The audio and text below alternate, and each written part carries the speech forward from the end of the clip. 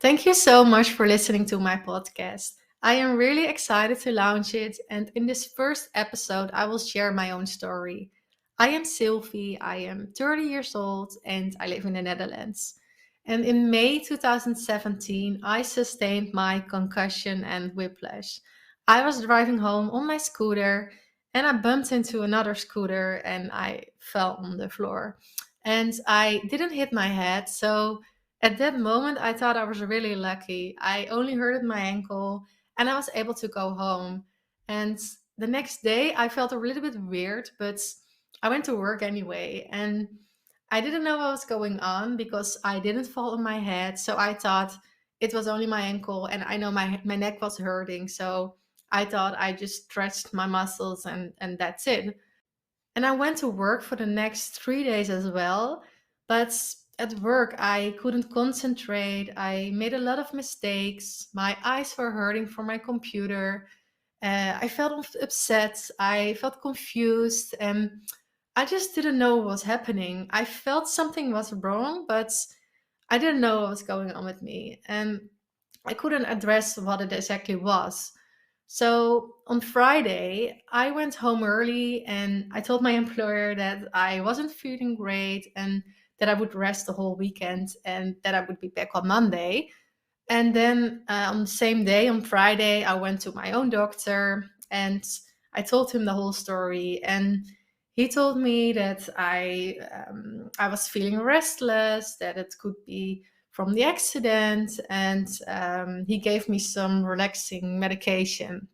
So I went home and I thought, okay, everything would be all right. And those medicines, they were relaxing. And I slept for almost 2 days and my symptoms, they became worse. And yeah, on Monday, I wasn't able to go back to work. And I told my boss again that I needed an extra week. And I really hoped that I would feel better after the week of rest. But I remember that on Friday, I had a birthday planned and my flatmates and I were going to a birthday party and I just broke out in tears before we were heading off. And my flatmates told me that I should just to take some rest and that everything would be okay. And yeah, of course, I believed it in that moment. And I went to bed and I slept for hours. And the week after that, I wasn't able to do anything.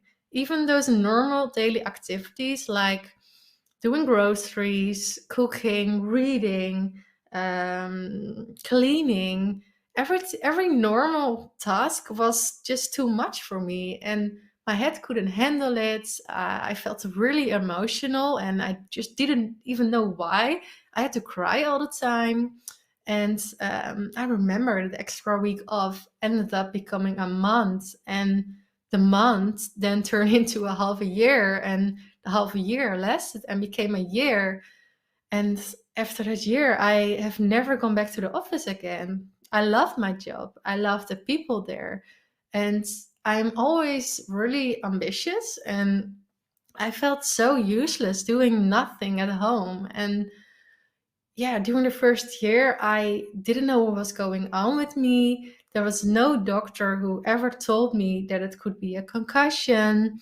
And I felt guilty all the time that I couldn't explain my situation at anyone. I couldn't explain it at my work, at my coworkers, my friends, my family, and even myself.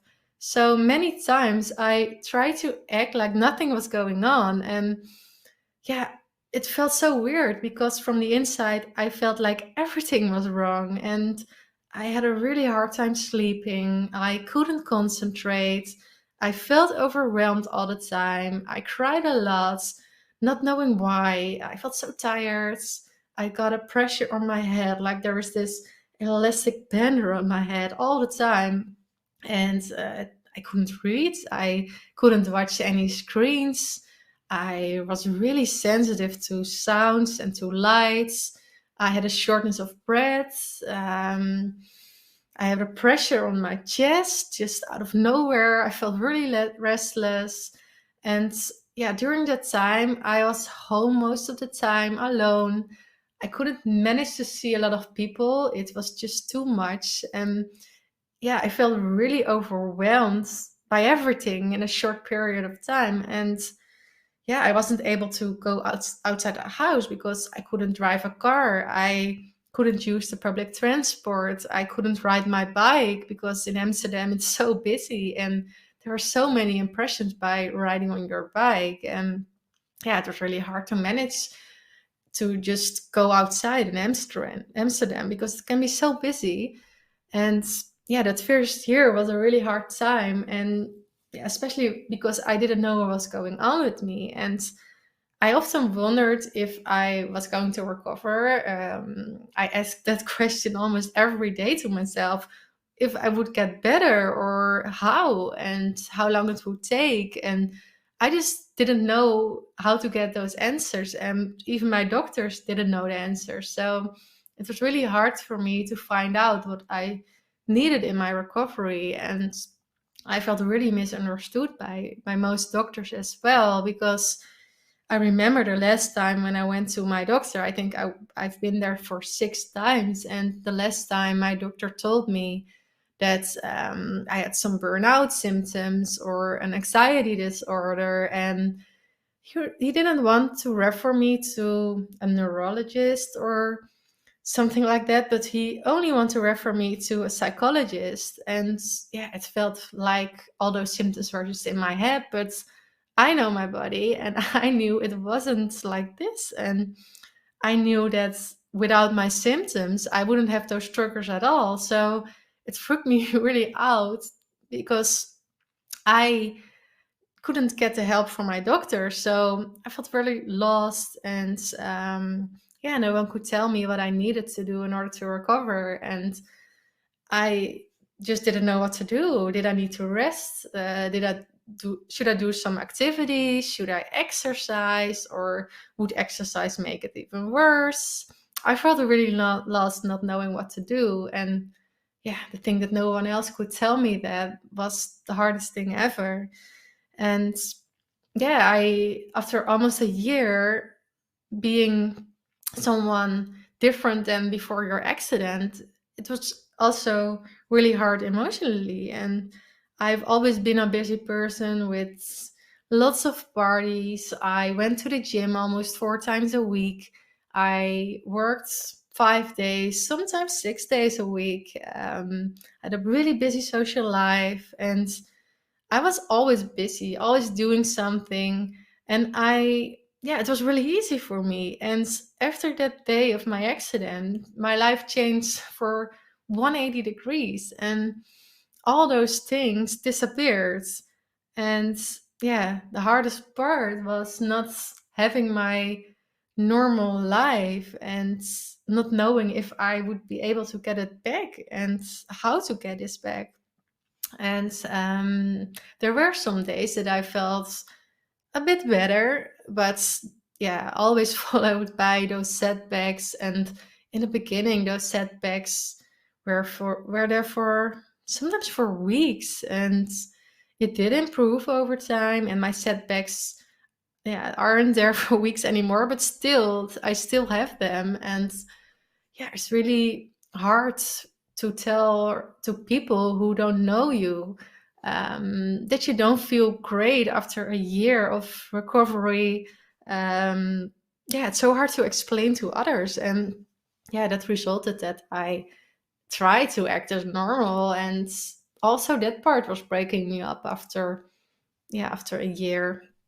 And I really tried to start some treatments after the first year, because in the first year I believed that I just needed to rest. And yeah, I believed that because my doctor told me to. So I rested for almost a year. And of course I tried to go back to work, but it didn't work out because it was just too much to handle. And I tried to push myself to go back, but yeah, it wasn't just working. And after that year I thought, okay, I'm resting for almost a year.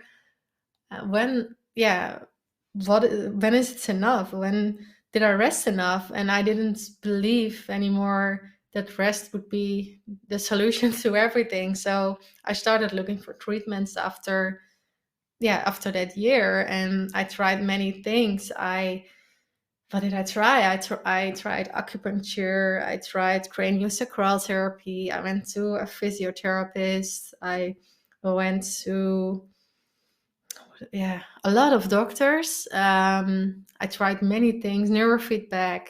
Um, way more things, and I will tell you more about all those treatments in another episode. But most of them, they didn't work, and I felt really disappointed every time I tried something new and it didn't work again. So the emotional part was so hard, and it's still really hard, but over time it gets easier and better, and I improved slowly over time.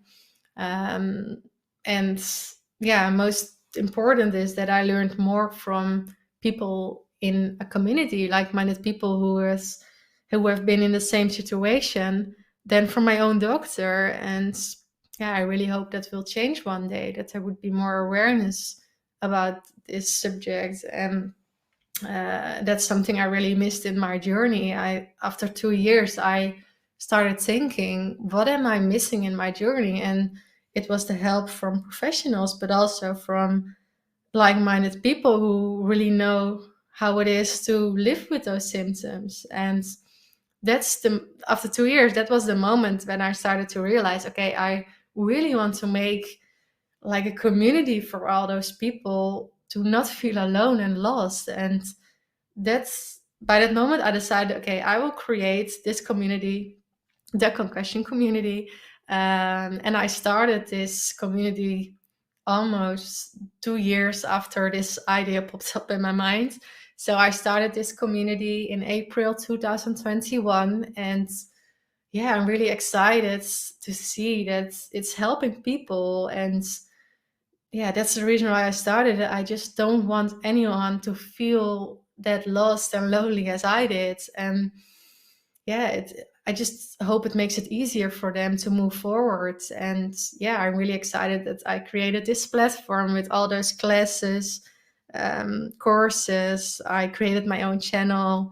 If you're interested, I will share a link in this in the text below this episode. But I'm so excited to see that it's helping others. And it makes me sad at the same time that there isn't that much help out there for people who are experiencing those concussion symptoms. And I really, really hope that it will change one day. And and that's one of the reasons why I started this podcast as well, and this whole community, to help you. And I really hope it does. And I can't wait to start the next episode. And I hope you're listening to that as well.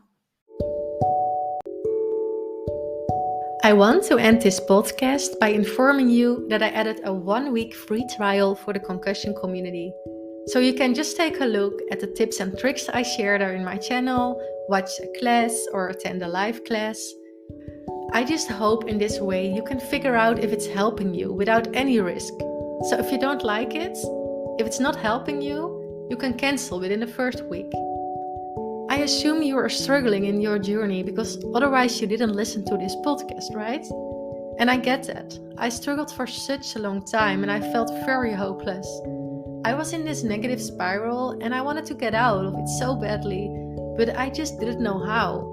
There were no doctors who could help me, and I felt lost and lonely. And I just don't want anyone to feel like that. And I really hope this community can help you with that. But again, just try it yourself. Notice how the community feels and decide if it's working for you or not. I just hope to see you there, and I can't wait to hear more from you.